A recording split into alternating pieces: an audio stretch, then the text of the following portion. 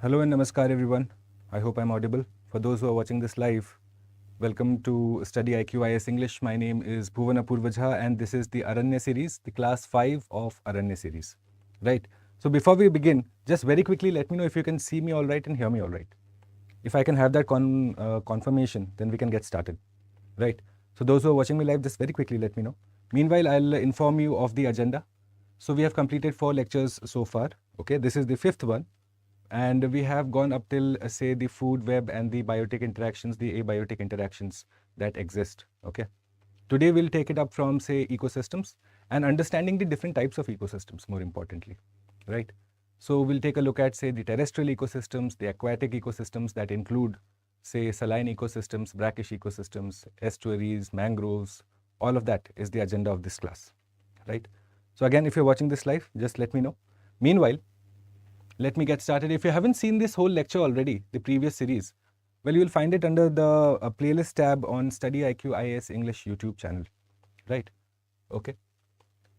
So this is the agenda that I have for you today. First, we'll go ahead and understand terrestrial ecosystems, thereafter wetland ecosystems, then estuarine ecosystems, and finally then I have some questions for you as I always do, right? Okay. This is where you'll find the PDF of this entire lecture, including the handwritten notes that I will be so providing right now in the course of this class. Okay. You will find that PDF uploaded on my Telegram channel. So go ahead and scan this and become a part of this very small community, but one which we do a lot of learning with. And this is where if you will have any particular doubts with me, any particular doubts of any of the concepts that we discuss here today, then you go ahead and reach out to me here. I will try and address them for you. Okay. This is my Instagram handle. Right. So up until now, recap, we have gone ahead and taken a look at say how our whole life system, if you have to understand it as that, is set up. Okay. The agenda of the class today is going ahead and understanding the point of ecosystems. Okay. So what are ecosystems essentially? So you have different species that are coexisting together. Okay. And what you find is that eventually there's a lot of relationship within the ecosystem, an intra-ecosystem relationship, and an inter-ecosystem relationship, So the factors that go ahead and say define my ecosystem, right? If I have to just note down few factors that define my ecosystem as such. So you are looking at number one, obviously the kind of species that exist, okay, which will be dependent on the kind of vegetation that exists, which means obviously temperature becomes a factor, okay. So you have these abiotic and biotic interactions, all of them, the predator-prey relationship that we understand, the nutrient cycling, each of these particular, say if this is my ecosystem, and if you have different species in here, right, each of them is fulfilling an ecological niche, which means that the role they play within an ecosystem, yes, you have certain importance, you have certain job in ecosystem, so that is your niche, the functional role that you play, right? So based on this, you have gone ahead and subdivided ecosystems on 2 parts. One, terrestrial, and second, aquatic. Okay, pretty straightforward. So if you find it on land, well, terrestrial ecosystem. If you find it in some sort of water body, well, aquatic ecosystem. So let's go ahead and understand the difference between each of them now. Okay, let's look at it. So you have natural ecosystems as well as man-made ecosystems. Now, natural ecosystems, obviously, are to do with nature. You and I don't play much role in it except to probably go ahead and destroy it. Whereas artificial ecosystems are the ones that you and I go ahead and create for ourselves. So say the urban golf course that you find or a playground that you might include, that is an ecosystem in itself. That has certain sort of microbial action going on, certain side of earthworms, insects, whatever you might say, think of, and each of them has got a role in that particular ecosystem. Now, if you have to go ahead and subdivide terrestrial ecosystems, pretty straightforward. You subdivide them on the basis of forest, grassland, and desert, which means, once again, my temperature and precipitation is something that I'm going to include if I have to go ahead and subdivide them. On what basis are you subdividing them?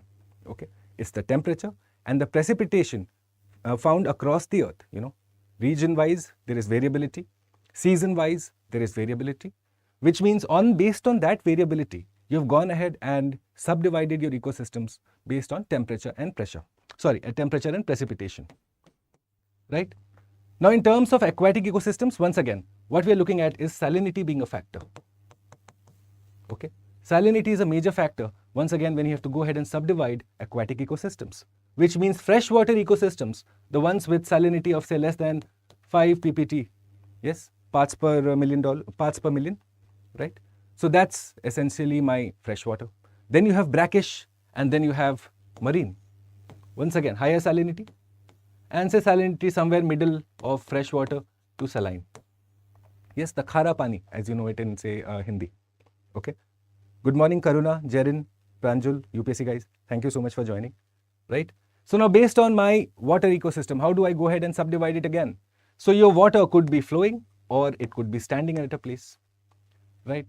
So you must know this, that in fresh water, running water, you find different kinds of fishes. Okay. In your lakes, you might find different kinds of fishes. Why does that happen? Which means that there is some difference in the basic characteristic of the water body. How are you going to go ahead and differentiate the characteristic based on whether it is flowing or whether it is standing, right? So you are looking at running water ecosystems, standing water ecosystems, and then in the brackish ecosystem, you have gone ahead and subdivided them into mangroves and wetlands. Pretty important from the examination point of view, because once again, what you find is that they are the most threatened and probably the most sensitive of all ecosystems. Okay. Why again? Because they are doing with a transition zone. I hope you can agree with me here that when we are going ahead and subdividing on the basis of salinity, you are looking at one part being fresh water, the other part being saline water, which means this particular area, the ecotonal area, if I were to go ahead and define it as such, is a part of my brackish ecosystems. Agree or disagree, guys? Okay. Let me know what your thoughts is. If you have any confusion, we can go ahead and address that too. Now, here are some basic properties of the differences between the natural and artificial ecosystems. Now, so most of them will obviously be very obvious to you, that your biodiversity in a natural ecosystem will be much higher. So you will have obviously many more species that you will find in say a tropical rainforest or a savanna, okay, any other place, a desert, than say an artificial ecosystem that's been made by you and I, right? So obviously a river will have better quality of species diversity than say a reservoir that say I have gone ahead and made, unless artificially included again. Okay. So what happens? Your biodiversity is naturally high in the natural ecosystems. And one point of divergence that you find is the kind of nutrient supplement that you need to give. So what you find is that the natural ecosystem is self-sufficient. It can take care of its nutrient needs. It can recycle and use the nutrients as per its convenience. Whereas in an artificial ecosystem, that is not often the case. In an artificial ecosystem, you go ahead and give, say, artificial supplements, on the basis of, say, introducing larvae of fishes or fertilizers or whatever you might think of, right? So that's your artificial ecosystem that you're looking at, that you and I have to go ahead and put something from above to make sure that it functions, right? That it meets its purpose essentially. So nutrient cycling, self-sufficient in the case of natural ecosystems. The rest are pretty easy to understand. Obviously, food web will be a lot more complex in a natural ecosystem. Yes, you will have multiple trophic levels, whereas in an artificial ecosystem, that problem really doesn't arise. Okay, because again, limited species diversity, which means limited food chains and food webs developing, right? Okay, now let's go ahead and understand my terrestrial ecosystems one by one. Now, if you're watching this live or if you're taking this recording later, what I suggest is that go ahead and make short notes out of this, because the entire purpose of this class is to give you the sort of approach that you need to develop in sort of preparing your notes for your examinations. Okay, so have this particular approach. Obviously, it's not a one-size-fits-all policy, but let's go ahead and address them one by one. Now, these different color codes that you see here, they indicate my different types of biomes that I find. Biomes are nothing but, say, larger ecosystems. Okay, so you're looking at a large area and the species diversity, the niche that each species have, the nutrient cycling that goes on, the temperature, precipitation being a factor in the kind of, say, climatic, the vegetation that grows. Yes, all of these are essentially used to characterize my biomes. And so when you come from up north to, say, the equator, okay, we'll consider, say, the northern hemisphere, because again, land is much higher in terms of the land distribution in north and south hemisphere. Okay, so when you compare the northern hemisphere, what you find is you start from, say, the Arctic area, and then when you come down from there, obviously besides the latitudinal variation, okay, which will obviously say affect my temperature, which will affect my climate, which will affect my vegetation, which will affect my soil. All of that is essentially the basic characteristics of points of divergence between different biomes. Okay, so that's how we are going to understand it. We are going to go ahead and come from up top and come up till the equator, from 90 degree north to 0 degree. Okay, let's go ahead and understand them one by one. Now you're looking at tundra first. Okay, here in tundra, your say temperature variation is roughly between say minus 40 degrees at night, okay, and say till 18 degrees in the daytime. So this is my temperature variation. Okay, I suggest you take down notes because this will eventually help you. So your temperature variation is minus 18 to say around 10 degrees centigrade. Okay, now what are the basic characteristics of tundra? Okay, what exactly are you looking at in terms of the precipitation? How much of rainfall is it getting? Well, not much. Okay, maximum of say 250 millimeters of rainfall per year is observed. Okay, so precipitation 250 millimeters, which is roughly around what, 10 inches? 10 inches of rainfall. Okay, and the precipitation is generally in the form of snowfall, not rainfall as you would expect. Okay, now one of primary characteristic of this entire area is the presence of permafrost, which my friends, you and I are going ahead and say destroying it. Okay, that you find permafrost in these areas, and because of the presence of permafrost, here is a key thing that you need to know, that you will have no trees at all. Okay, you are not going to find trees, and if this is not the only reason, the second reason is that even if you were to go ahead and find say isolated types of vegetation, they will have a short growing season. Okay, I suggest you take down notes, or you can go ahead and access the PDF of this entire lecture with the handwritten component that I am writing right now on my Telegram channel. I hope it's clear so far. Do you have any questions for me, guys? Any questions? Any problems so far? Okay, let's go ahead. So what kind of say vegetation are you looking at? What kind of outgrowth is coming up from underneath? Okay, so first you are going to go ahead and expect say lichens, mosses, right? You will have varied types of grasses, shrubs, sedges. You're not going to find anything woody at all, zero. Okay, so let's note them down. Lichens, mosses, sedges, shrubs, and grasses. Okay, 0.5. 0.5. Now, when I have given you the say temperature and precipitation distribution, now one thing else that you need to understand is in terms of the amount of say, can you go ahead and compare it to a desert? Because once again what you find is that the precipitation is quite low. So can I go ahead and compare it to the same kind of precipitation that you would find in a desert? Can I do that? Okay, because what you find is that your say due to the apparent movement of the sun again, your nights here can go up to say 6 months. Again, days can go up to 6 months. Okay, plus you are looking at the nights being longer than say the average day. So all of this gives me the fact that your insolation or the amount of radiation that you receive from the sunlight is quite low. Okay, so this is it. These are the primary characteristics. You can go ahead and write this down, that your amount of say solar energy received, okay, is quite low. Obviously, it's to do with the obliquely falling rays, but you will also agree that it is to do with albedo, is it not? For those of you who are watching this live, can you tell me what's the albedo of say freshly deposited snow? Is it the highest or is it the lowest? Just let me know that much. Okay, right. So this is the primary characteristic that you need to watch out for. The presence of permafrost, which is now threatened due to the actions of climate change, the consequences of climate change as a result of say global warming due to the rising emissions of the GHGs. Okay, that's the whole concept that you need to understand here. Now, when you have understood say the tundra, now let's go forward and go to my next one, which is the taiga or the say coniferous forests. Here your temperature distribution is again varied from the tundra region, the taiga region, the coniferous forests. Here you are looking at roughly again minus 40 degrees, but your average temperature in the summer now goes higher. Okay, this is where the temperature difference is. Okay, your temperature difference or temperature range is minus 40 degrees to say roughly 20 degrees centigrade. Can you understand now? Obviously, the kind of variation of temperature that you are watching here is a lot lesser than the tundra region, right? Your precipitation also increases now. Okay, your precipitation now increases, and you're looking at roughly 300 millimeters to roughly 900 millimeters of rainfall.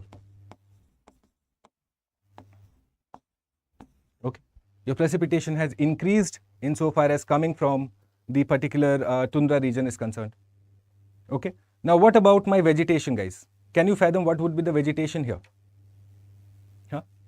So here you are going to find conifers. What are conifers essentially? Conifers are the ones that have, say, needles. Yes, coniferous trees have needles, right? They have cones, right? So these are called my conifers. If you have ever gone and seen their shape, would you agree the shape is almost like this? Yes, or almost this way. Is this the shape of a conifer? Now, why do you think this shape is? Because you have again high amount of rainfall, which means the trees also need to quickly shed the rainfall away, right? So you have trees, houses, all of them that are constructed almost in this fashion. All right. So conifers that have needles, number 4. What do you think about the particular, what about the winters and the summers? How would that look like here? Would you have snowy winters and would you have, say, humid summers once again? Yes? Would you have that? So which means my winters will be harsh, winters will be snowy, whereas my summers, I can go ahead and expect them to be humid. 0.5. Right? So once I've established this, then let's go ahead and understand what is it known for. Firstly, I understand that yes, it is sandwiched between, say, my tundra region and then what is just found below it, the deciduous region, the deciduous forests. Okay. Now here, one type of coniferous forest that you need to be aware of is the northern boreal forest. Okay. The northern boreal forest, which are essentially found between, say, 50 degree north to 60 degree north latitude. Okay. The boreal forests, they are of critical importance to us.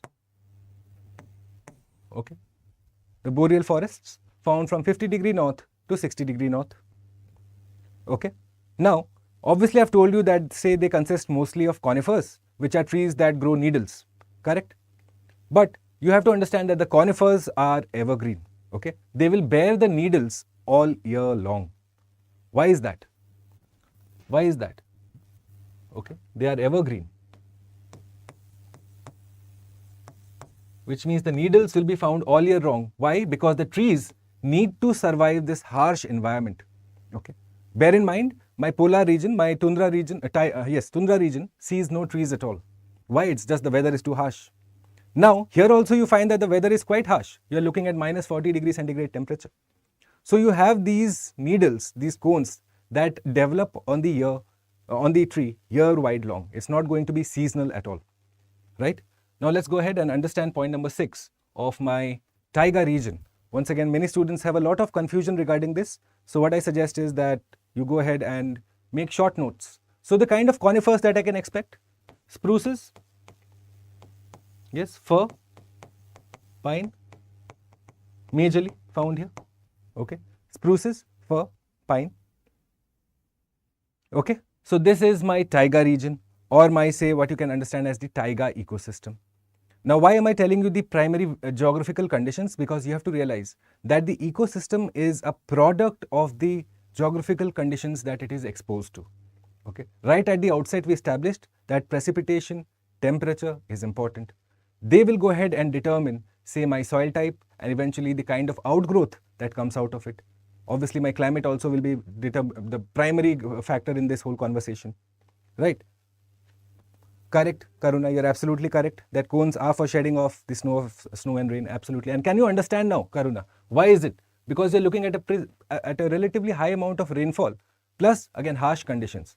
So whatever outgrowth is coming from the, say, underneath, it needs to have these kind of adaptations. It needs to go ahead and adapt itself to survive in this particular ecosystem, and not just survive but thrive in that ecosystem. That's the point of a particular, say, an object or a particular component or a particular part of an ecosystem, that it should not just be surviving but also thriving, right? Let's go ahead and understand the next part now, which is my temperate deciduous biome. Now again, once ahead, I find that many students have confusions here also. Now the point here is pretty much the same. Okay, your temperature distribution now starts to get linear, it starts to get easy. So here you are looking at -30 to roughly 30. You see how it's starting to get hotter and hotter and less colder and colder as you're coming from the poles towards the equator, right? So your temperature variation is -30 to roughly 30 degrees centigrade. Okay, your precipitation once again starts to increase, which means you're looking at roughly close to around, say, 750 to 1000 millimeters of rainfall. See, it's all now going to come together because eventually it will start increasing as you move towards the equator. So your precipitation 750 to 1000 millimeters, which is why you find that now you have broad leaf trees. Okay, once again, the broad leaf trees are observed here. The leaves that are broadly shaped are wide in shape now. Okay, which means what is the point of it? That they go ahead, receive the rainfall and quickly shed it off. Okay, so you're looking at what? Oaks, maples, beeches. Okay, all of these. Oaks, the maple tree, beeches. Maple tree is, in fact, the maple leaf. Which country is most recognized for maple leaf? Shailendra, good morning. Jai Hind, welcome, welcome. Tell me guys, which country is most recognized for maple leaves? Okay, so you find oaks, maple, beeches. You're also looking at perennial shrubs that you will find here. Okay, perennial shrubs. Okay, you're looking at perennial shrubs, mosses. All of these are going to be found in the deciduous biome. Okay, any questions? Just feel free to stop me. There is no issues at all. Okay, so the countries, let's understand the countries now. Let's look at the country or the country-wise distribution. You have Eastern United States, okay, Canada, you have Europe, parts of China and Japan. Okay, Eastern US, okay, you are looking at Europe, you are looking at say, once again, parts of Canada, you are looking at Japan. Okay, these are my temperate deciduous forests. Now, why are they known for? What's the whole point of them? You know, what is the basic characteristics? You see, you have to agree here that at this particular place, what they are going through is going through 4 particular seasons. Okay, they are going through absolute 4 particular demarcated seasons: winter, summer, spring, autumn. Okay, fixed ekdam. So which means what? That my leaf color will now change. Have you observed it? That your leaf color starts to change. What is happening? It's called senescence. Okay, this leaves color, the change in the color of the leaves due to these fixed seasons, that is known as senescence. Okay, so let's look at it. Leaf color changes, okay, which is known as senescence. Okay, SENESCE. Did I write that correctly? SENESCE. Okay, my leaf color shall change here. Okay, now what else do you expect here? What else are you going to find here? Huh? Why is this happening? First, if you understood this, that they are going through, say, 4 fixed seasons. Why is it? Why is it that you have this entire 4 fixed seasons? Because, and again, little bit of geography to be included. Here it is the meeting of the fronts. The entire area is where you have frontogenesis. A little bit of geography to go ahead and revise for you. Yes, that this is the area where your fronts go ahead and meet with each other. Yes, your warm and cold air masses, they are meeting here together, which means your temperature is going to vary from season to season, right? Which is why you find that the deciduous forests exist here. Why? Once again, because during the cold year, during the cold season, they are going to shed their leaves. Is that not deciduousness? Shedding of leaves during these harsh conditions. Correct? So this is the primary characteristic of this area, that because you have the meeting of the fronts, thus you have the fixed seasons, and thus you have deciduous forest that is found there, which means it is going to go ahead and shed its leaves. Right? You first go through senescence and then you go ahead and shed your leaves. That's deciduousness. Is it so difficult, guys? Tell me. Huh? So what trees will you find here? Maple, chestnut, oak. Once again, examples. Point 6. Oak, maple, chestnut. Okay. What other thing? What other I'll find here? Hickory I'll find here. Beech I'll find here. Okay. Beech and hickory. Okay. These are the trees that I will find in my deciduous biome. Not very difficult now, is it, guys? Huh? Now let's go ahead. Grasslands, favorite. So many times you must have come across questions asking where is veldt, where is pampas, where is prairie, where is this, where is that. Well, that is essentially it. Okay, let's understand my grasslands now. So what can your temperature variation here be? So depending on your annual say latitude that you exist, because again you have latitudinal variation, right? So depending on the latitude again, your temperature can vary from, so I'm just going to write depending on latitude. Your temperature variation can be from say minus 30, roughly around say minus 30, or let's keep it minus 20. Minus 20 to around say 40 degrees centigrade. Okay, this is going to be my temperature distribution here. My rainfalls now start to decrease a bit here. Okay, you're looking at 400 to roughly 900 millimeters of rainfall, which is why they are grasslands. Okay, 400 to 900 millimeters of rainfall. So you'll have what kind of vegetation that you observe here? Obviously grasses will exist. Don't tell me that grasses will only exist. What type of grasses will exist?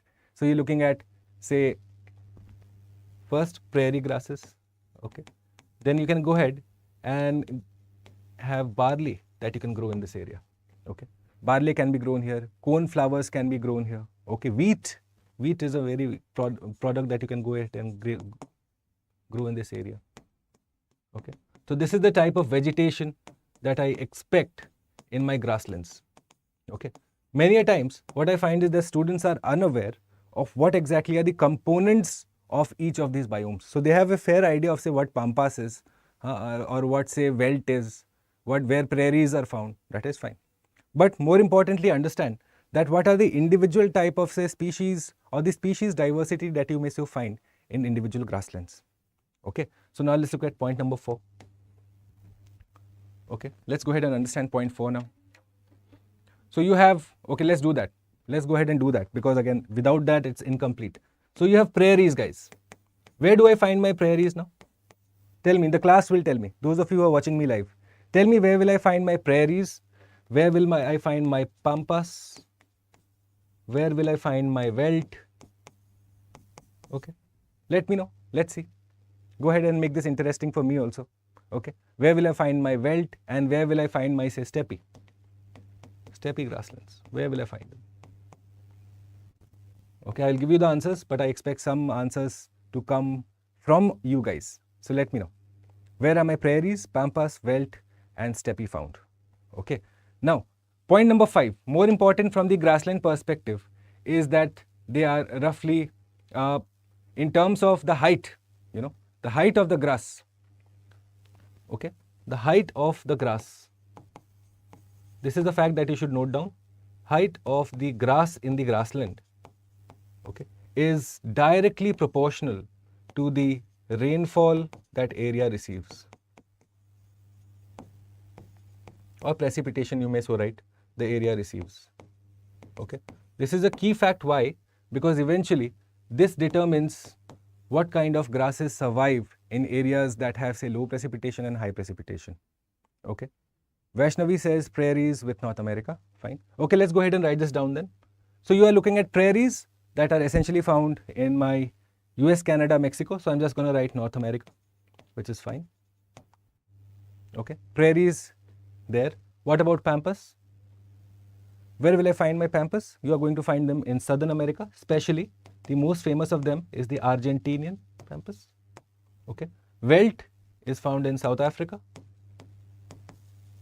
Okay, and steppe you will find across, say, Russia, Ukraine, the whole just below Siberian area. Okay, so I'm going to write Central Asia plus Europe. Okay, this is my distribution.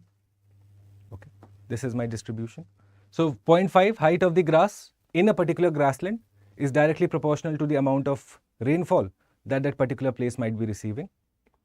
Okay, now you have two particular types of grasslands, as you must have observed by now.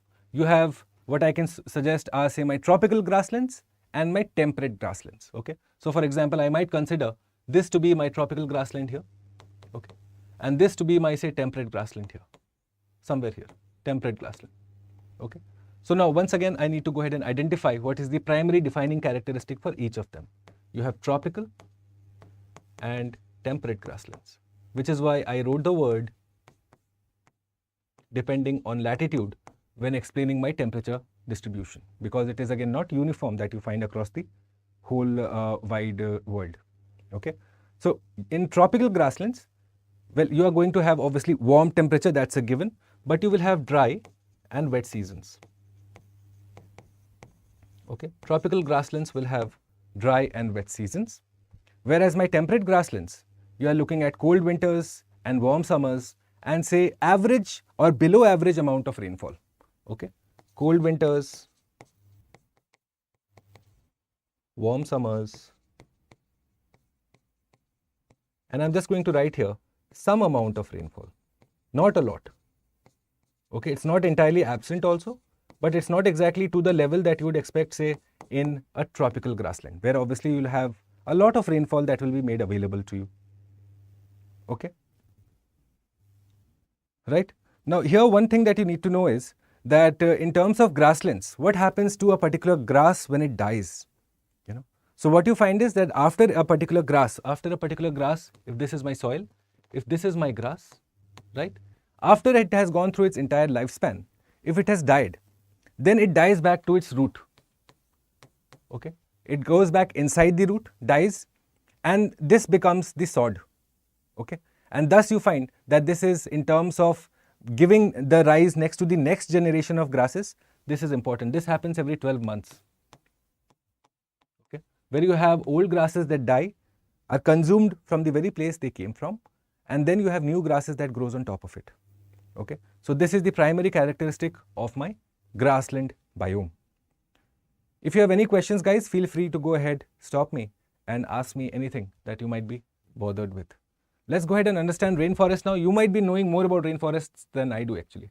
This has been done to death across several books. Okay, so let's look at the temperature distribution very quickly. Not a lot of thought to be put here. Okay, your winter temperature is 20 degrees centigrade and, say, summer temperature goes up to 35, 40. Okay, 20 to 35, 40. Okay, now this is the area where you are going to receive your most rainfall. So precipitation is the highest. I'm not even going to quantify it because it is a given that it will be the highest here. Precipitation highest. Okay, 0.3. We are going to define our temperature and our precipitation for each of them, right? So if I had to just go ahead and quantify it in terms of the range, roughly around 2000 millimeters to 10,000 millimeters of rainfall. Okay, 2000 to 10,000 millimeters of rainfall. Here you are going to find, say, palm trees, ferns, okay, vines, all of that can be found here. Palm trees, ferns, vines, some orchids also are found. Okay, palm trees, ferns, vines, some orchid also. Not a lot, but yes, you will find it. Okay, now once again you find is that there are two types of rainforests that I have. Why? Because again the latitudinal distribution is varied. So one is my tropical rainforest, which is again closer to the equator, and then you have say my temperate rainforest that are lot near the say coastal areas up north. Okay. So now one thing that you need to know is in terms of the rainforest, the distribution. Okay, it is roughly the hottest, most moistest biome that exists. Okay, it is the hottest, the most moistest biome. Now, here because the rainfall is moist, most moist. Okay, so now because the rainfall is high, so what do you expect to happen to the soil, guys? Pranjul, मुझे बताओ, what would happen to the soil? Huh? If the rainfall is that high, 10,000 millimeters of rainfall if you are going to have, what are you going to expect here? Karuna, thank you. You are so kind to say that. Thank you. Right. Guys, let me know. मुझे बताइए. What is going to happen? See, first things first, like I told you, you are going to find vines. Why are you going to find vines? Let's understand that first. If this is your soil, okay, this is my tree, which is, it has a large canopy. That is the primary, say, characteristic of tropical rainforests, firstly. Let's do that. Canopy. Okay. Now, because of this canopy, whatever is underneath here, right, let me use, say, green. So, whatever is underneath here, now, you realize that everything goes and draws its energy from the sun, right? So, what happens eventually? This particular layer is stopping these from going ahead and accessing my sun. So, what happens? They start climbing up the particular woody branches. Okay, the layer from underneath wants to survive its life. It will struggle, but it will survive. So those vegetative outgrowth coming from underneath the canopy, it starts to climb the trees and seek out sunlight. Okay, this is why you go ahead and expect vine formation here. Vines are nothing but these kind of creepers that exist on trees. Okay, so you'll find vines existing because of canopy formation. So the higher the canopy formation, the higher my vine formation shall be. Okay, is this clear? Right? This is going to be first, number one. Now, at the bottom of the rainforest, because you are expecting a large amount of rainfall, okay, so what happens is that here in my rainforest, the soil starts to get leached. Number 6, leaching. The leaching of the soil is observed here. What does that mean? It essentially means that because of the amount of rainfall that it is experiencing, yes, the nutrients in the soil are washed off. It becomes nutrient deficient. Okay. So again, in terms of the general, say, productivity that you expect, well, that is obviously affected. But then this leaching is observed on a continuous basis because you're expecting convective rainfall to happen on almost a daily basis. Okay. So leaching is observed here. Number 7. Right. That's my whole point. I try to say break down each and every point of these in less than, say, 7 to 8 points. Okay. Okay. And you have, because the rainfall is high, okay, because the rainfall is the highest, at the surface of the soil, at the surface of the forest, what you can also expect is that bacterial and microbial growth or population is the highest. Bacterial and microbial population exists plentifully. Okay.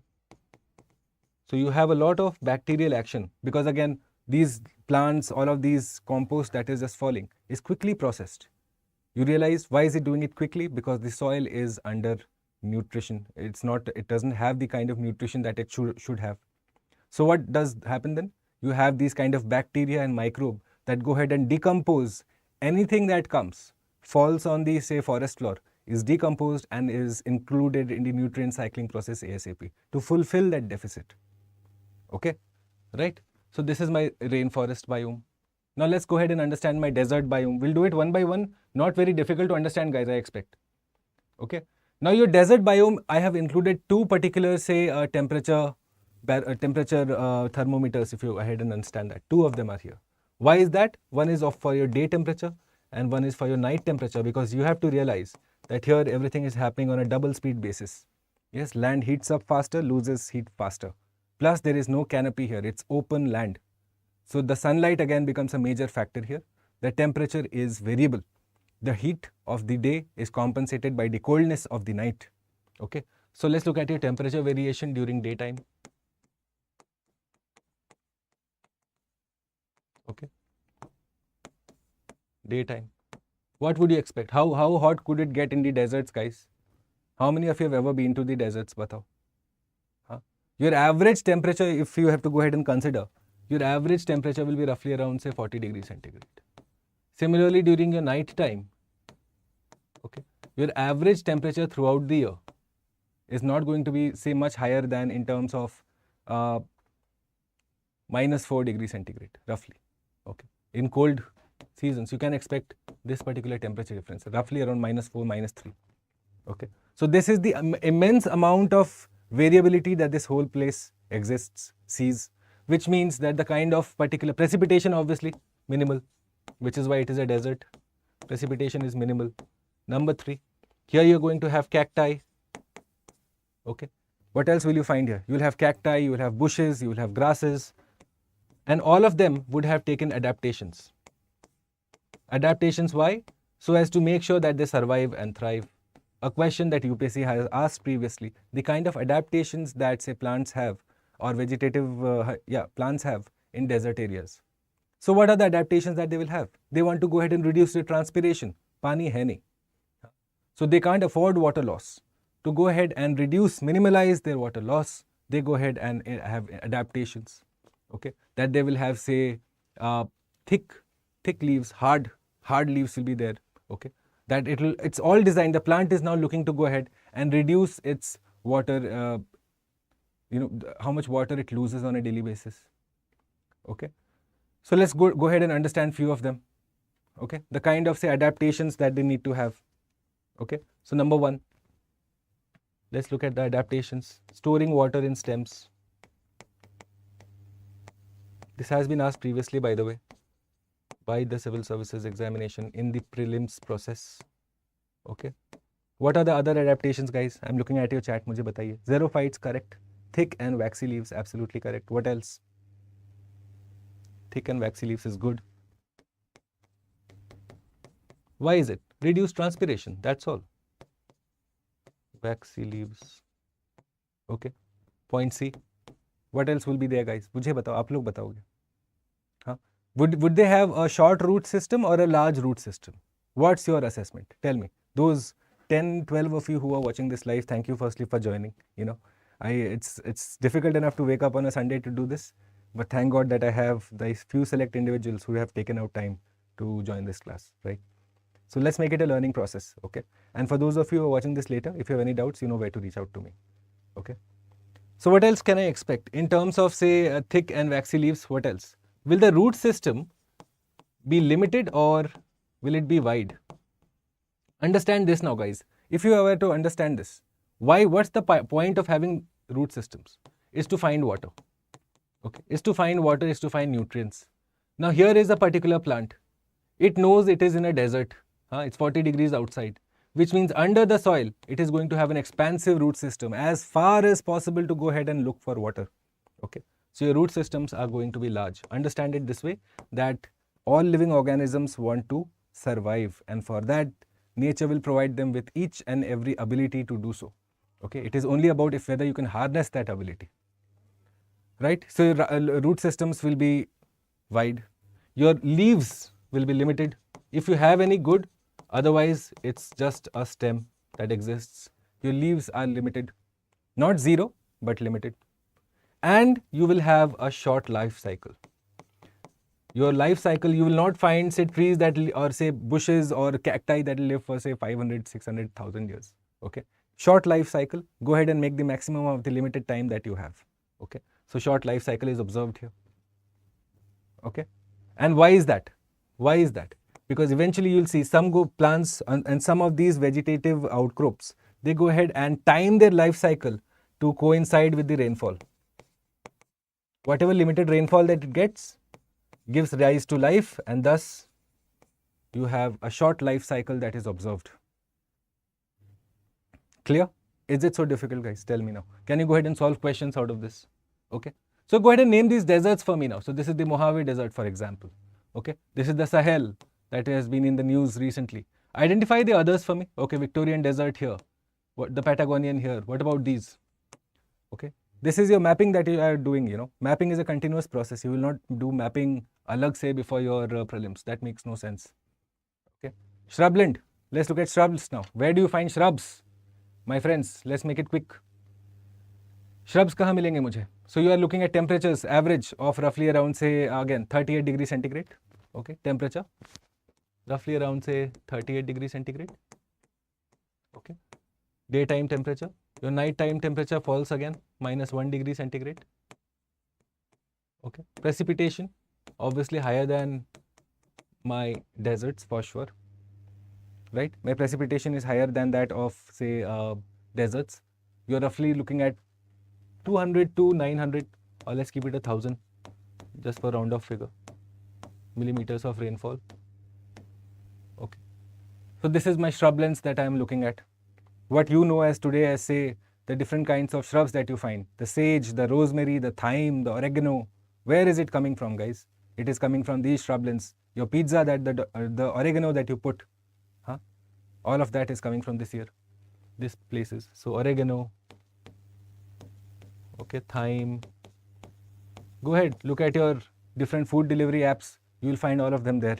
So where are they eventually coming from? Or at least on a global scale, where is the production area of all of these? Okay, rosemary, sage, all of these are grown in my shrublands. Okay, pizza people, make sure you note this. It should come to you straight up. Okay, so the primary characteristics now. Let's look at the primary characteristics. Okay, in terms of the primary characteristics, one, obviously, you are looking at 3 particular regions that it includes, and you need to go ahead and map those regions for me today. Okay, the first region is called chaparral. Okay, then you have woodland. Okay, ever heard of these terms, guys? हाँ, chaparral, woodland and savanna. सुना है किसी ने? नहीं सुना है तो थोड़ा आज मैप खोल के अध्ययन कीजिए. Little bit of research will help you a long way in going ahead and finalizing the scope of these concepts, guys. Okay, so you're looking at these particular regions, right? Now, the places that you would include, so Southern California, thoda bahut. Okay, little bit of in Southern California. Then obviously Mediterranean Sea, you're absolutely correct, Vaishnavi, good. Chile, Mexico, all of these areas have. Parts of Africa and Australia also have. This is where I'm going to find my shrublands, correct? Now, because I know that they receive, say, less rainfall than my tropical areas, but more rainfall than my desert areas, that's true. Okay, but you also find that the rainfall that it receives is unpredictable. There is seasonal variability of rainfall. Okay, so seasonal variability of rainfall. Variability of rainfall is there. It is not fixed like a desert. Variability of rainfall observed. Okay, and it has a fixed cold plus dry season, hot and dry season. Okay, it has a fixed cold and dry season. Cold and hot लिखना था, cold and dry ही लिख दिया. ठीक है, correct.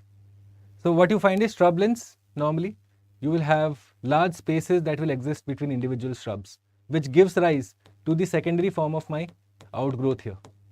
Okay, this is the primary characteristic of it, that the distance between 2 shrubs is huge, or not huge, large enough for allowing the outgrowth of other types of outcrops. Okay, good morning, Bulbul, how are you? Welcome, welcome. Okay, so this is the primary characteristic. If you want to go ahead and write this down, you can go ahead and write this, that, well, essentially it is made up of short trees. Okay, and there is obviously not a lot of rainfall. Now, what happens is, because there is a large amount of gap between shrubs, okay, gap observed between shrubs.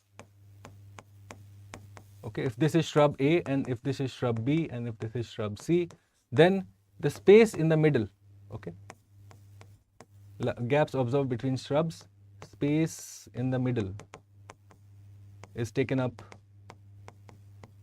by other outgrowth, grasses normally. Okay. Then you will have, say, other forms of grasses that will come up here. Okay. Gap is observed between shrubs. Okay. Here also, in shrublands also, this is 0.7. Okay. In shrublands also you have the presence of waxy leaves. Okay.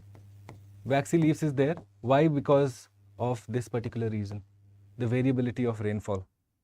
Okay. You will have waxy leaves, all such mechanisms that are there for making sure that my shrubs exist when there is no rainfall. So those conditions that we wrote down in the deserts can be replicated here. Okay. Because you have dry conditions that you observe now, rainfall is variable, so you will have dry conditions, which means these particular areas are much more susceptible to, say, forest fires. Would you or would you not agree that forest fires can be expected here? How many of you have heard of, say, massive forest fires in, say, these areas? Huh? We have all heard news of all of that. Okay. So you have plant species that has adapted itself. Adaptation for forest fire is also seen here. Okay. Adaptation for forest fires observed. Okay, so not just for, say, the rainfall, but also for forest fires. Okay, fire resistant adaptations they are called. Correct? Thank you, UPSC Dreams. Thank you. It's all to do with the feedback I received from the students who said that, well, they wanted to go ahead and learn some concepts of environment from in this particular class, on Aranya Series. And that's it. That's the only motivation for bringing it back, really. Okay. So I hope it's a learning experience. You're learning something out of this whole exercise. Okay. Go ahead and take down notes as far as possible, because eventually the point is that you should be able to understand all of these concepts and revise each of them very quickly. Right. So if you're understanding this discussion, by the way, we still have 2 more ecosystems to finish. So we'll take another, say, 15-20 minutes. Meanwhile, what I can inform you is that this is the manner in which we approach concepts, and say, obviously, this is the trailer bit of it. For those of you who are from the Prelims to Interview initiative, obviously, you know better in terms of how we approach a concept. Okay. It's not just a translation of what is written in the books. It is making sure that you have actual facts on your fingertips that will allow you to solve questions. Okay. And so the Prelims to Interview initiative, the next batch is beginning on the 10th. Okay. The 10th of October. It's an evening batch, 6 p.m. And the best part about this is that this particular course comes with a validity. So regardless of whether you are preparing for, say, 2024 or 25 or 26, you could be someone who's looking at 25 already, which is a fair thing to do. Prepare early, start early. In this case, go ahead and sign up with this, because once again, what you can do is firstly access all the live lectures. For those lectures that you miss, you get the recorded lectures. There are doubt resolution sessions insofar as my classes are concerned. Okay, answer writing sessions, PYQ solving sessions. The entire focus is concept clear kar lo. Your concept should be clear. The question solving ability should be known to you. Thereafter, it's obviously a lot to do with the repetitive process, the process of revising your concepts time and again to make sure that you're updated with them. Current affairs, books, all of that is included in this particular series. So go ahead and take a look at the deliverables. If you understand the way we are communicating here at StudyIQ IAS English, it's not to do with, say, unnecessary flip-flap. It's just to do with the point-wise analysis of each and everything that is there to be done. Okay. So go ahead and sign up for this. It's closing in 2 days. And this is the sign-up code that you use, a discount coupon, if you want to understand it like that. This allows you to go ahead and, well, you get allotted to my batch. Plus, more importantly, for you, from the financial perspective, you get a huge discount. So it's always handy to have the best quality education, and it shouldn't cost you, the suitcases of money as it does normally at other places, right?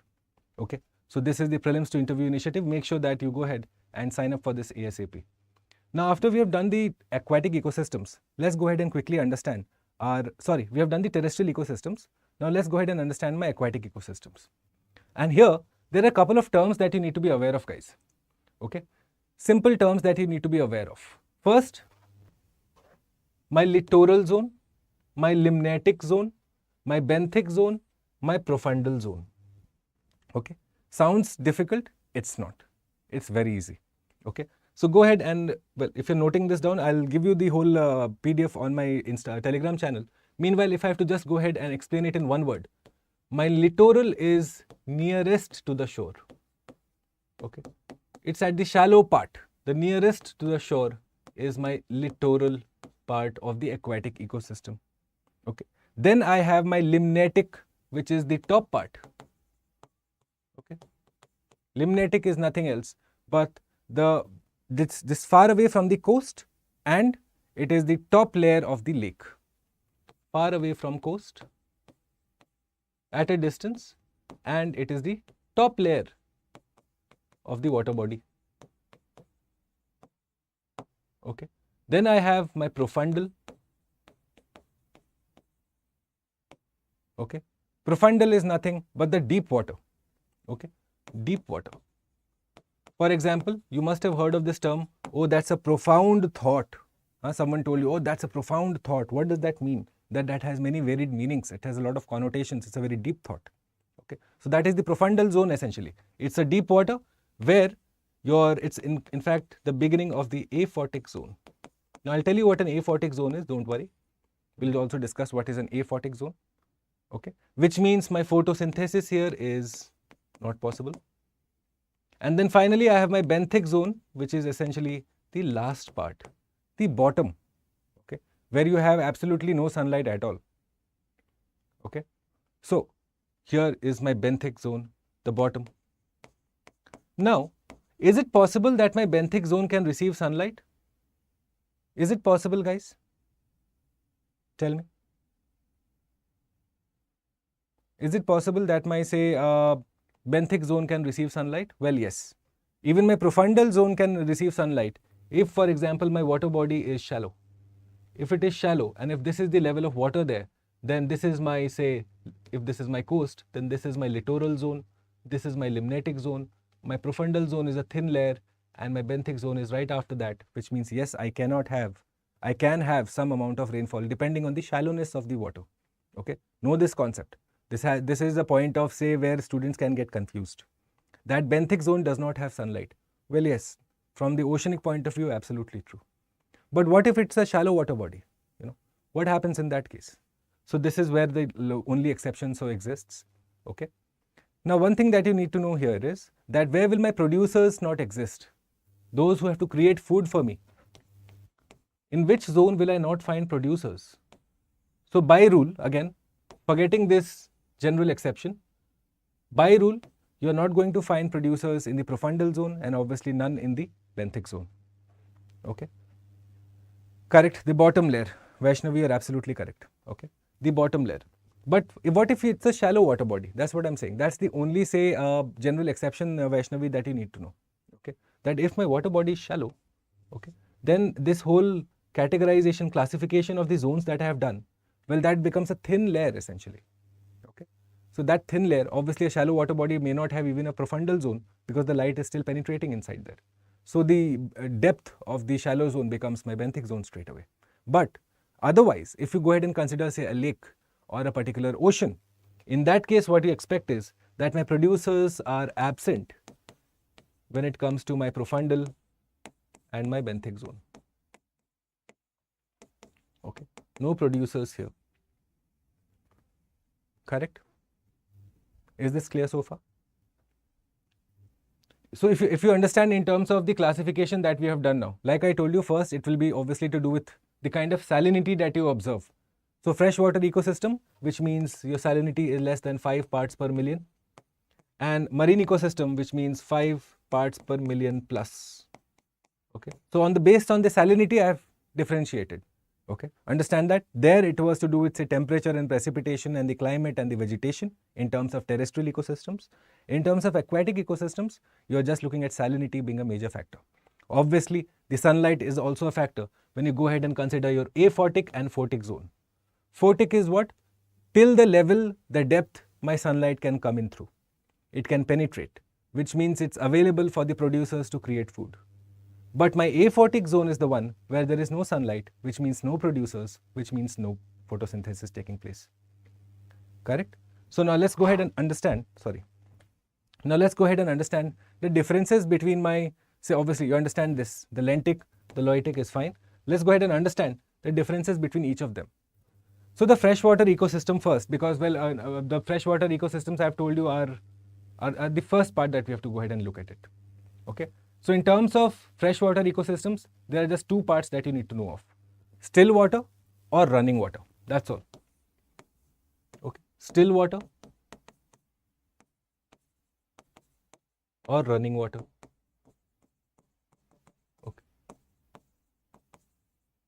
So now, in your still water, which essentially today you know as my still water ecosystems are known as lentic ecosystems. Okay.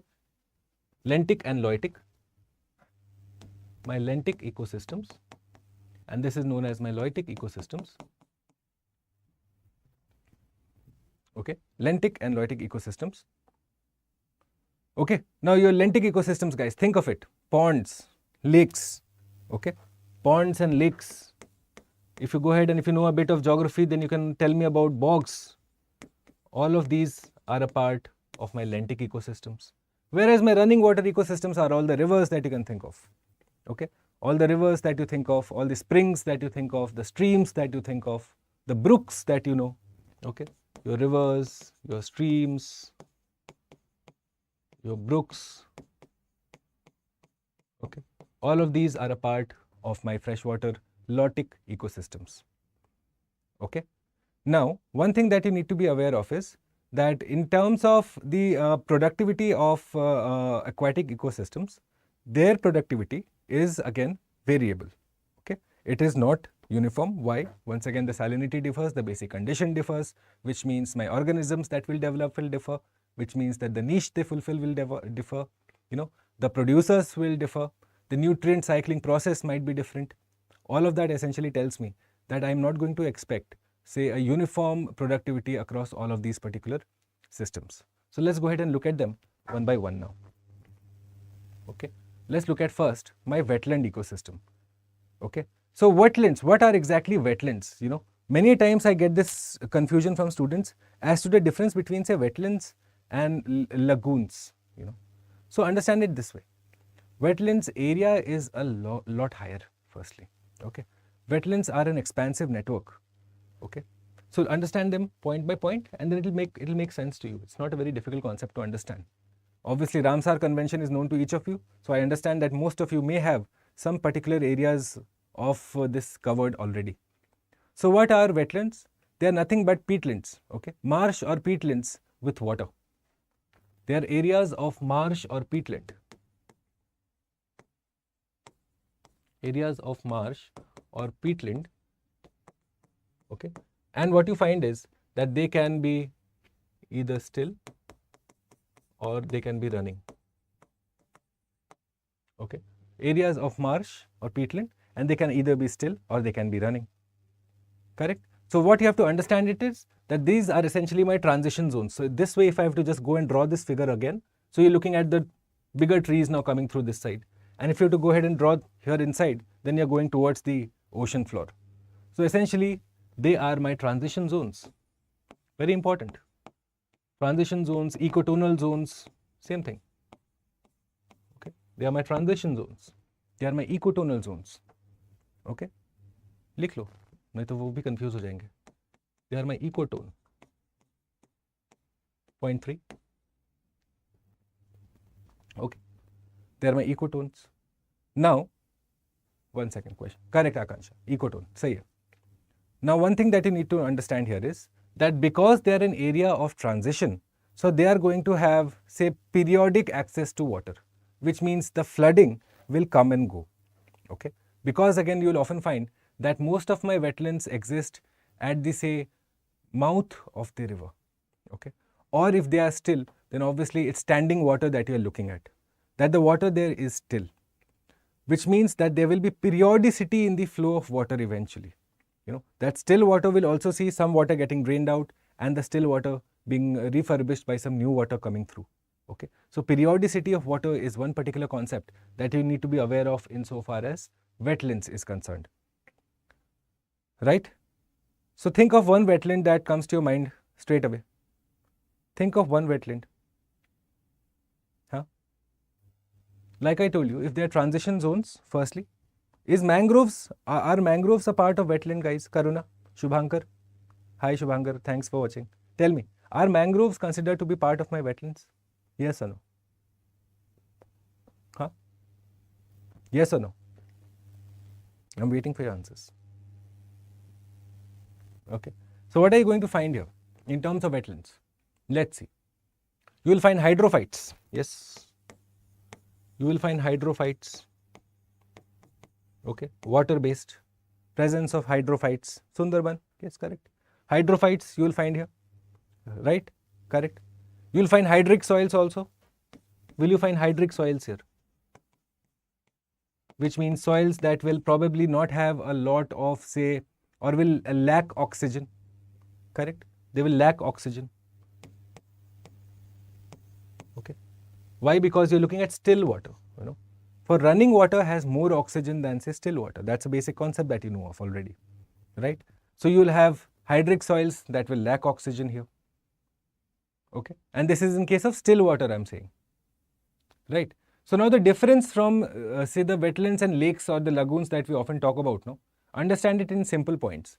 That lakes are smaller bodies, wetlands are bigger bodies. Okay, in terms of the conservation value, obviously wetlands are of huge importance. You have a whole convention that is designed for them, Ramsar Convention. Okay, whereas lakes are obviously ecologically important, but then the wetlands do a lot more in terms of, say, the climate or they say ecological services that they provide. Okay, so not just say from the point of view of fishing and the anthropological benefits that we can take out of them or the economic benefits we can take out of them. Fine, that is one part of it. But otherwise, the role that they play in nutrient cycling, you know, that there is a transition zone that the wetland is on. Here you have the oceanic, here you have the continental, which means they are getting the best of the both worlds, right? Which is why you find that they are of critical importance, you know, that they are the transition zone, which is why they give a lot more of ecological services to mankind. Okay, so hydrophytes, hydric soils, go ahead and, well, if you go ahead and understand one point, you know, one point that you need to be aware of from the exam perspective. The others, obviously, it's quite easy to understand. So you have a particular National Lake Conservation Program, NLCP. Okay, NLCP. National Lake Conservation Program. What has it done essentially is it has gone ahead and categorized the difference between lakes and wetlands for me, which is very important. Okay, so lakes, what it says is that its area, okay, its area is less than 10 hectares, okay, less than 10 hectares and 3 meters deep maximum. That's all. That's all it is saying. Okay, that it has a lake will have a depth of 3 meters plus 10 hectares area. Whereas my wetlands, well, they are less than 3 meters deep. Okay, they are less than 3 meters deep and their area is huge. Okay, so write this down, please. Lakes, minimum 3 meters deep. Okay, maximum area 10 hectare. Wetlands, maximum 3 meter deep and area more than 10 hectares. So this is the national definition that is made insofar as the difference between lakes and wetlands is concerned. ठीक है, as effect as species तो वो ठीक है, वो तो correct है शुभंकर, आप सही बोल रहे हो, good. Okay, this is the primary importance of my wetland ecosystem. Now you have different sorts of, say, water body or say classification, that if I have to go ahead and do my classification of my wetlands now. So you are looking at marshes, swamp, bog, fern. Okay, what are my marshes, guys? Tell me. Let's do this very quickly. Let me add one slide here. 1 second. I'll need a slide here. New slide. Very nice. Okay. Let's go ahead and write down my classification of wetlands since we're at it. Why leave it halfway? Okay. So my classification of wetlands. Okay, we'll try and understand it in the simplest manner, guys. Classification of wetlands. Okay. So you're looking at 4 primary. Obviously, if you want to do a thesis on it, you can find 5 more. But from the exam perspective, you are going to just remember these 4. Give me a second. Okay. So first you have marshes. Okay. Then you have swamps. Then you have bogs and fens. Okay. Bogs and fens. Now marshes, you have gone ahead and further subdivided into tidal and non-tidal marshes. Okay. Tidal and non-tidal. Simple. Not a lot of explanation here. You have tidal marshes, non-tidal marshes.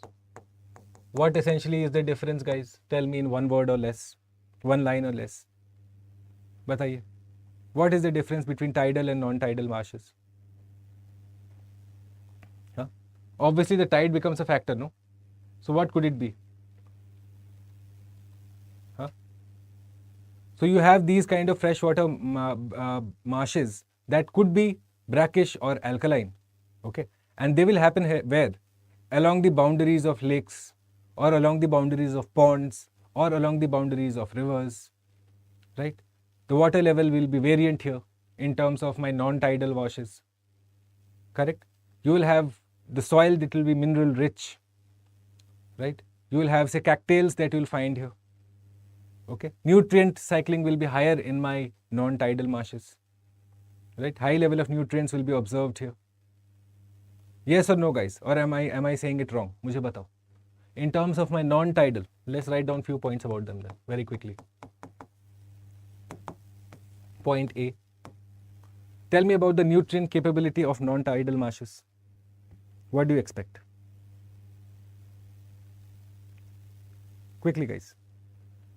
What will be the nutrient capability of my non-tidal marshes? Tell me. Will I expect, say, high level of nutrients here? Yes or no? Yes or no? Bataiye. Okay. First, let's write down where do they occur. So, occur along boundaries of lakes and rivers. Occur along boundaries of lakes and rivers. Here is where you will find them. Okay. In terms of the nutrient, okay, it will be lower than the tidal marshes because here you have fresh water that comes in and brings with itself a lot of nutrients. Correct? Understand it this way. Wherever you have running water, guys, okay, ground rule, wherever you have running water, flowing water, upwelling, downwelling, your nutrient mixing is happening. Because of that nutrient mixing, the particular nutrient capacity of that water will be higher. Okay?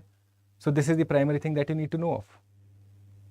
Okay? Don't get confused. Just apply your simple brains. It's not a very difficult here. Okay? So you're looking at prairie potholes, playa lakes, all of these. Prairie potholes. Okay? Playa lakes. Where are they found, guys? You will tell me. Prairie potholes, playa lakes is there. Okay? Urinal pools are there. Meadows, all of these.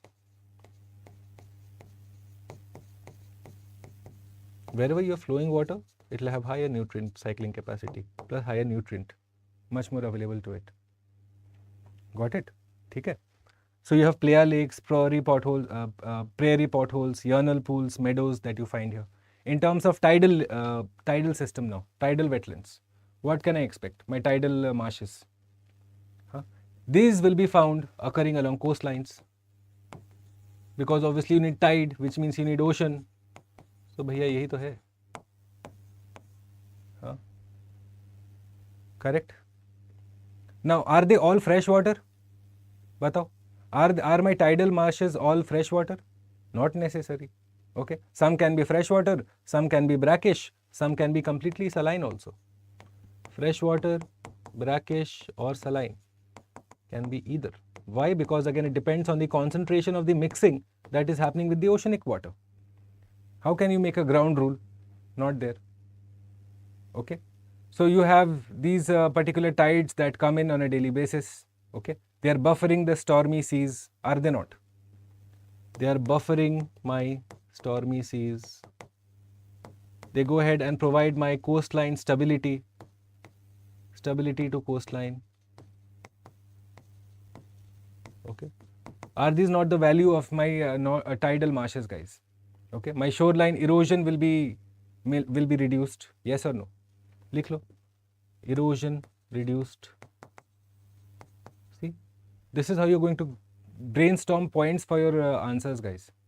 Not everything can be read from the book. Okay.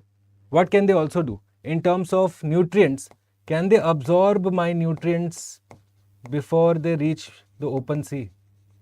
Absorb nutrients before they reach open sea, and thus they are lost.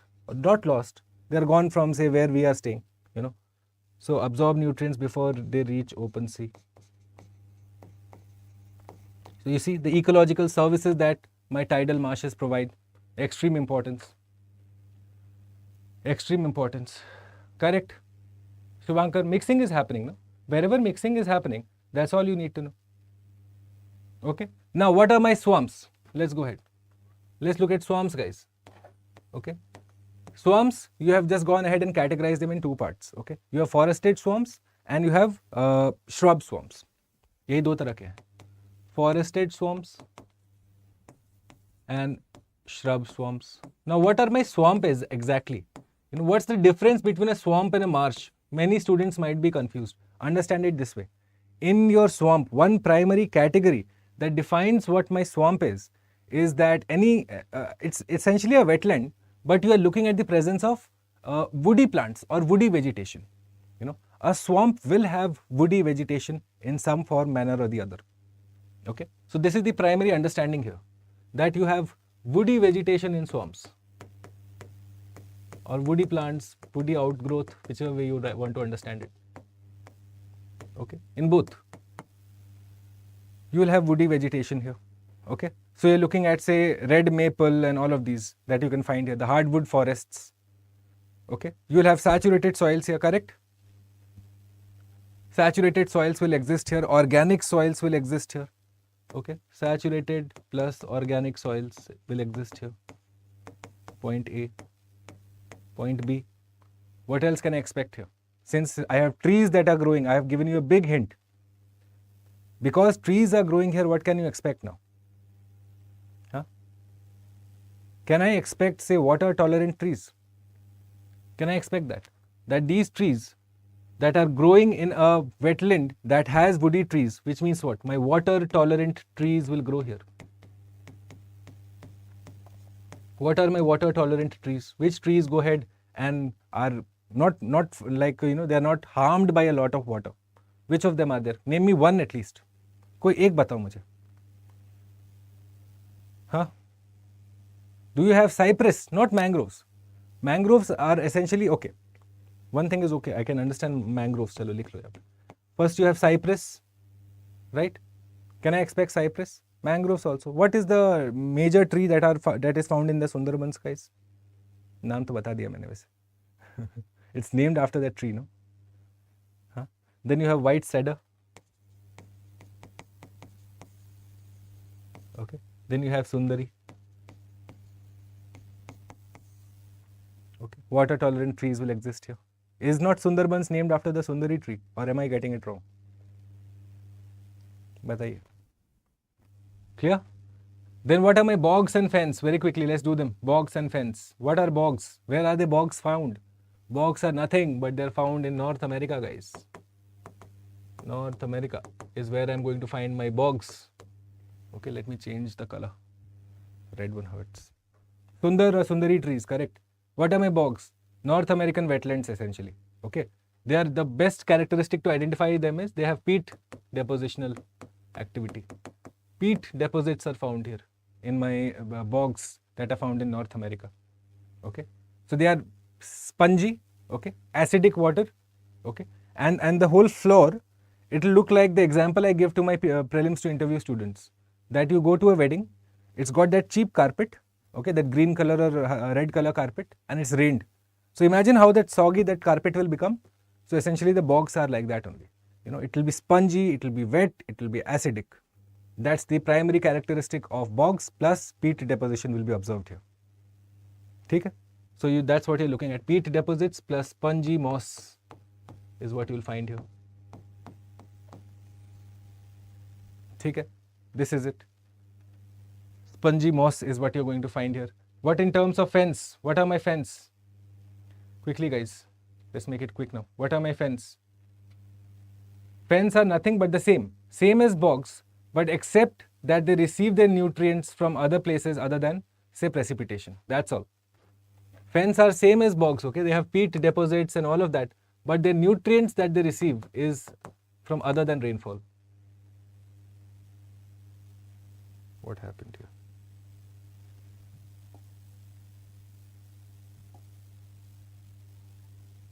Where do I go to PC? Okay, thank God. Nutrients, okay, other than precipitation. Okay, that is it. So you might have, say, runoff coming from above. So that comes, deposits itself, you have fens that are getting formed. Clear hai? The differences. It's not very difficult to understand, guys. All you need to know is the basic characteristic of each of them. Okay. So now, fens obviously less acidic.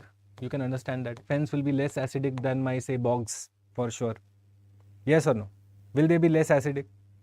Will they have higher nutritional level? For sure.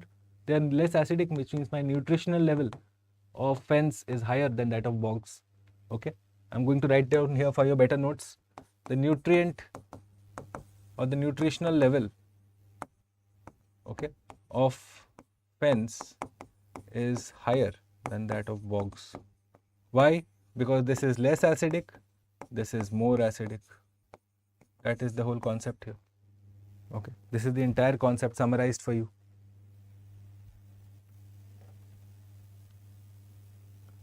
Shubhankar, yes, one way that could be considered is that the cultivation of bogs, you go ahead and say create these kind of transitional areas too. Yes, why not? Yes, it will eventually help with the, say, what is the function, what is the function of these fens and bogs? The risk of floods is reduced, yes or no? Your water quality is improved. Your habitat is, you have introduced a habitat for unique kind of species, not just say floral species, but faunal species. Yes, your erosion is going to be reduced. All of that is the ecological importance of all of these bodies. Correct? Let's go forward.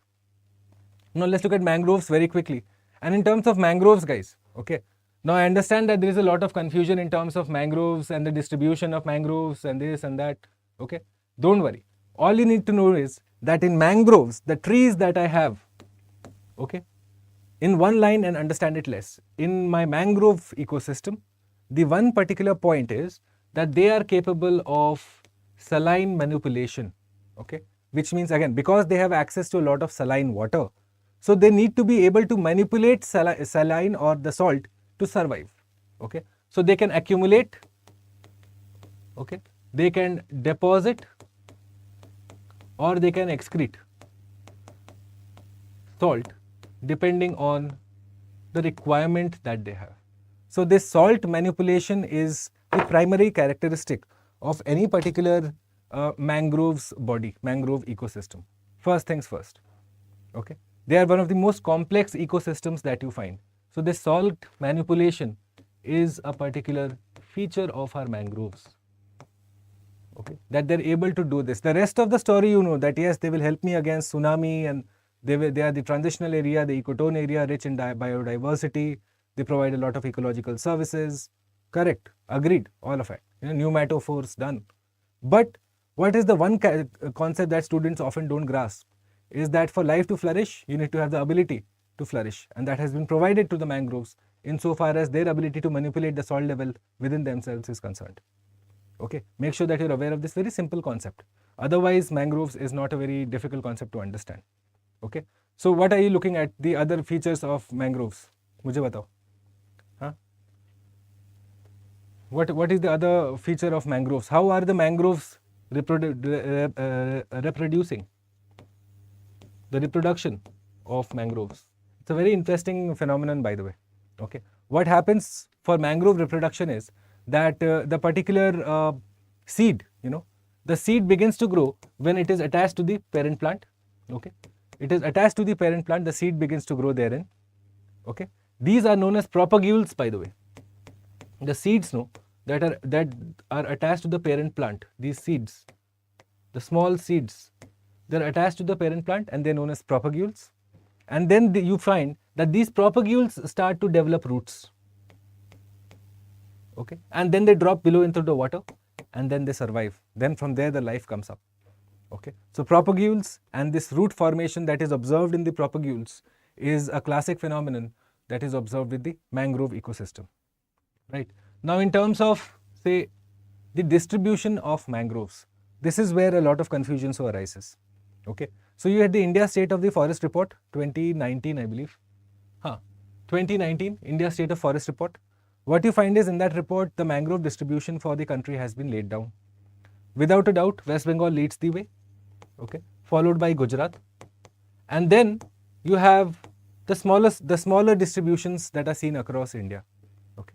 So, if you go ahead and say, do it in the rank wise, after West Bengal, first, here it is, West Bengal has 2112, thereafter my Gujarat has 1177, thereafter I am looking at Andaman and Nicobar Islands, which has 616, right?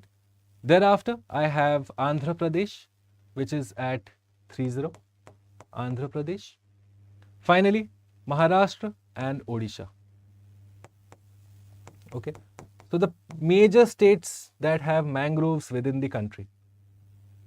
Okay, the major states that have mangrove within the country. Make sure that you know at least the top 5. At least the top 5 are to be known by you. Minimum, right? So you look at the distribution. You have Sundarban mangroves, Mahanadi mangroves, Krishna Godavari, Ratnagiri mangroves. In Gujarat, obviously, they are second in the list. Kaveri Delta. What essentially is the common factor? That you have coastline alongside every place, which means you are looking at the mixing of the salt water and the fresh water that might so be happening, right? Which means that the salt manipulation that we just learnt about is a basic feature, if you have to understand it that way, of my mangroves, right? And finally, we come to the last ecosystem, the estuarine ecosystem. Now, estuarine ecosystem is the larger concept, guys, okay? In terms of what is exactly an estuary, most students may not be aware of what exactly is an estuary. So, it's a partially enclosed, understand it this way, it's a partially enclosed area of water, okay? It's a partially enclosed area of water where you have fresh water, okay? Water from land essentially, water from oceans, all of them are coming and say mixing together, okay? So, partially enclosed area of water with fresh water plus salt water mixing going on. This is essentially my estuary. So, now estuarine ecosystem is the bigger ecosystem, guys, under which comes one part is my mangrove ecosystem, okay? So, understand it that way, that estuarine is the larger concept that we are talking about, which may include, say, a delta, okay, which may have a lagoon or a harbor or a bay or a swamp or a wetland. All of that are included within my estuarine ecosystem, okay? So, now again, once again, transition area, you must have understood. Here is the concept, by the way, look at it.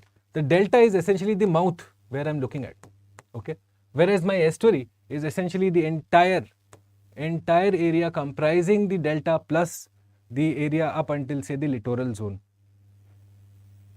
okay? This is my estuaries. What is the job that they do? Well, first things first, they go ahead and trap my nutrients like we wrote right now, okay? Trap my nutrients from escaping into the open sea. The vegetation here will help me do that. Number 2, you find that they go ahead and they provide me buffer area, obviously. Because it's a transition area, your species diversity is high here, okay? Adaptations are seen readily, okay? Adaptations are seen, my species diversity is high, correct? So, this is essentially one of the primary part of my discussion here. How do you go ahead and protect your estuaries, by the way, So, if this is my estuary, if this is my land, if this is my ocean, they are protected from the ocean by certain features, okay? My estuaries are protected by the ocean from certain features. Those features could be, say, something as simple as a barrier island or a headland or a delta or a coral reef even, okay? A barrier island, okay, a coral reef or a delta, all of these are what will protect my estuary against the ingress of excessive amount of salt water from the ocean. Right, my friends, go ahead and answer these questions for me now.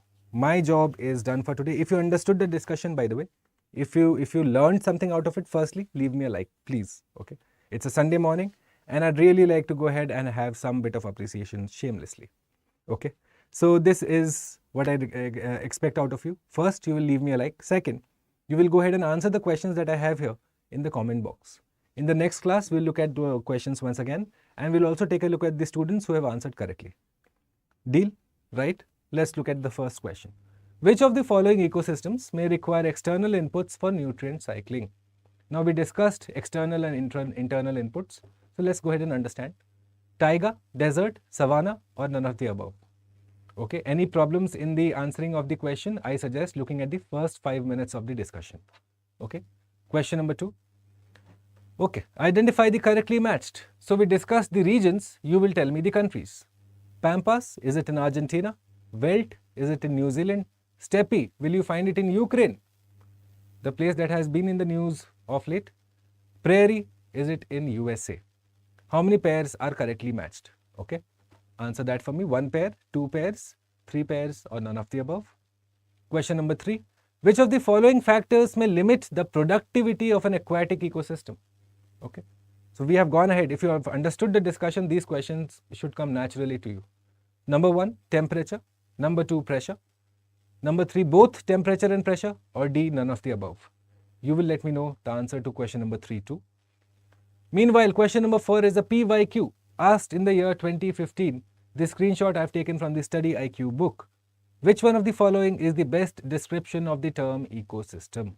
Imagine learning all about ecosystems and terrestrial ecosystems and aquatic ecosystems and bogs and ferns and marshes and peat, and eventually UPSC asks you to go ahead and identify the definition of an ecosystem.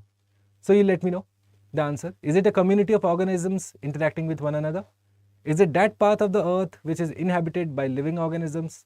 Is it a community of organisms with the environment in which they live? Or is it the flora and fauna of a geographical area? Question number 5. The distribution of mangroves from, we'll do it in the descending order. Yes, I forgot to type the question, it seems. So the descending order of mangroves distribution in India is to be found here.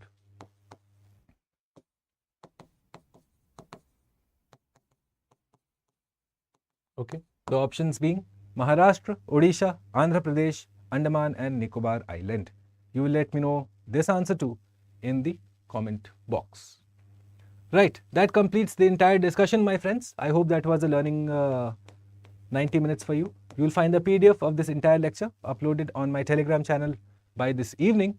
Meanwhile, if you enjoyed this discussion, make sure that you join me tomorrow morning as we take a look at the explained page of the Indian Express, the newest presentation by StudyIQ IAS English, as we seek to give the most relevant, the most concise and the most practical information from the exam perspective that a student might so require as he or she might prepare in the run up to UPSC 2024. Okay.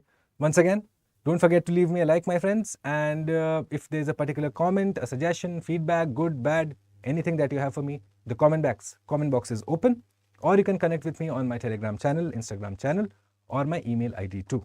Till I see you in the next class of the Aranya series, we will take the discussion forward and look at the international organizations that go ahead and do the work of conservation of each of these ecosystems that we discussed today. Till then, it's a wrap. Thanks for watching. Bye.